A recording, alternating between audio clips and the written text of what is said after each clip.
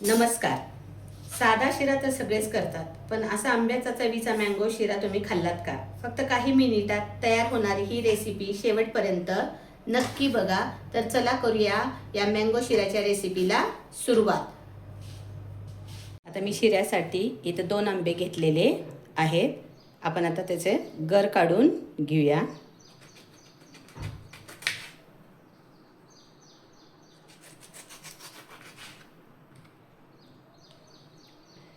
हे अशा पद्धतीने हे करून त्याचा गर काढून घ्यायचा आहे.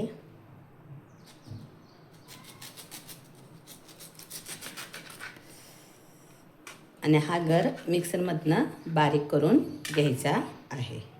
आता हे छोट्या भांड्यात मिक्सरच्या हे सगळं गर काढून घेऊया.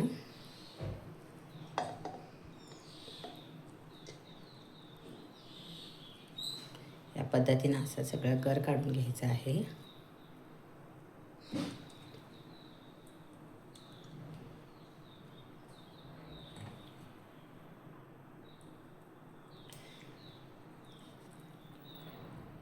ह्याच्यात साखर वगैरे टाकायची नाही. नुसतं मिक्सरमध्ये हे बारीक करून आपल्याला घ्यायचं आहे. शिऱ्यासाठी क्रश करून घ्यायचं आहे आपल्याला. आता हे मिक्सरमधनं बारीक करून घेऊया. या पद्धतीनं असा गर काढून घ्यायचा आहे. तुम्ही बघू शकताय. आता आपण शिरा करायला स्टार्ट करूया. आता गॅस पेटवून घेऊया. त्याच्यावर ठेवूया. कढई तापवून घेऊया. आधी तूप टाकून घेऊया. कढई तापलेली आहे.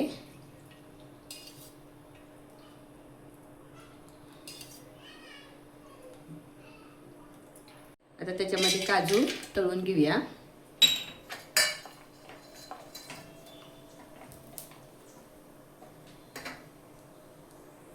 अशा पद्धतीनं काजू असे तळून घ्यायचे आहेत. आता काढून घेऊ आपण हे.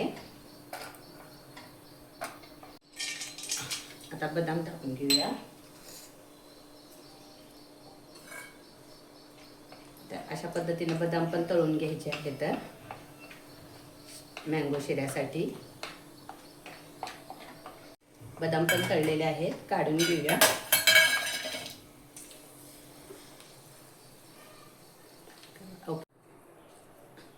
आता तूप तापलेलं आहे. त्याच कढईमध्ये आपण हा रवा भाजून घेऊया. वाटीभर घेतलेला आहे मी रवा हा. आता चांगलं मंद आचेवर हा गोल्डन कलर येईपर्यंत रवा भाजून घ्यायचा आहे. थोडंसं तूप कमी पडलं होतं, त्याच्यामध्ये तूप थोडंसं टाकून घेतलं त्याच्यामध्ये रवा भाजण्यासाठी. रवा चांगला मंद आचेवरच भाजून घ्यायचा आहे आणि चांगला लालसर भाजून घ्यायचा आहे.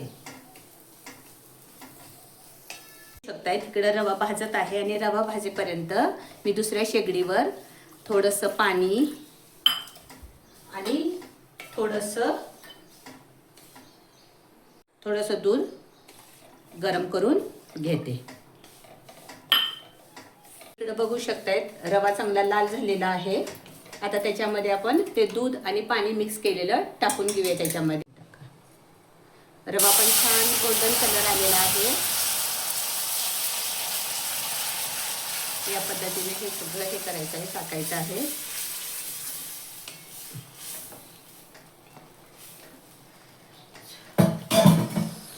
अशा पद्धतीने हे पाणी दूध रवा ह्याच्यामध्ये चांगला शिजून घ्यायचा आहे. आता थोडा वेळ हे झाकून ठेवूया. आपण झाकण ठेवून देऊया. ह्याच्यावर थोडासा रवा शिजू देऊया ह्याच्यामध्ये. आणि रवा कधी पण वापरायचा शिऱ्या करण्यासाठी जरा मोठ्या रव्याचा वापर करायचा, का तर रवा फुलतो चांगला, म्हणून मोठा रवा वापरायचा आहे शिऱ्यासाठी. एक आता झाकून ठेवूया आपण 1-2 मिनिट. बघू शकताय रवा चांगला पाण्यामध्ये शिजलेला आहे. पाणी आणि दूध मिक्स करून त्याच्यामध्ये टाकलेल्या ह्याच्यामध्ये शिजलेला आहे. रवा चांगला फुलला आहे. आता त्याच्यामध्ये आपण तयार केलेला मँगो पल्प टाकून घेऊया.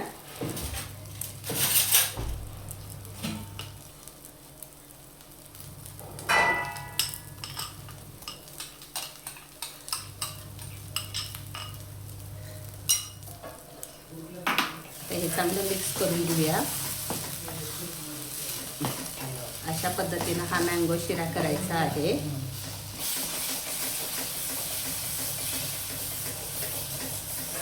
कलर पण छान आलेला आहे.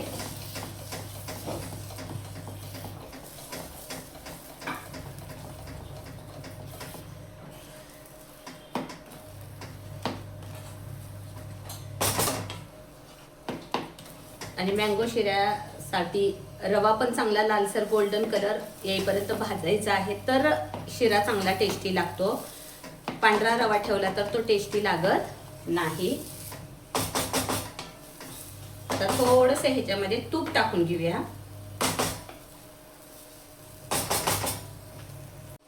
आता कढईत 2 चमचे साजूक तूप टाकून घेऊया. अरे वा, मस्त वास यायला आलाय, छान स्मेल सुटलाय आंब्याचा. आता आपण थोड्या वेळ हे झाकून ठेवूया. अजून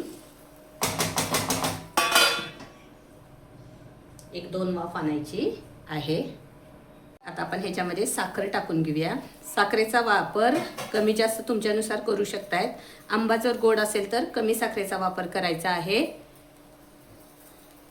मी तर कमी साखरेचाच वापर करत आहे. ते चांगलं मिक्स करून घ्यायचं आहे.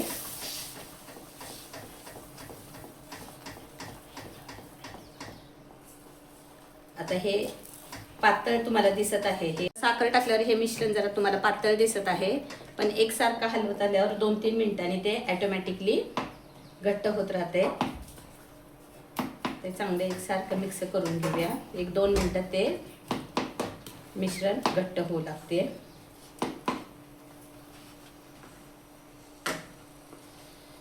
आता ह्याच्यामध्ये वेलदोडे पावडर टाकून घेऊया.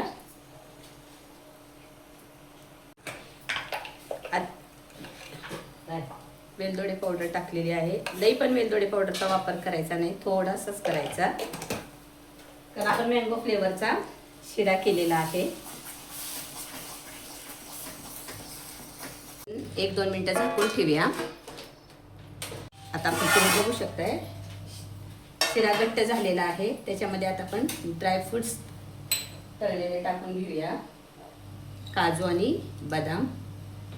आता हे चांगले हलवून घेऊया. मस्त झालेला आहे शिरा, तुम्ही बघू शकताय. तुम्हाला ही रेसिपी आवडली असेल तर नक्की लाईक आणि कमेंट करा.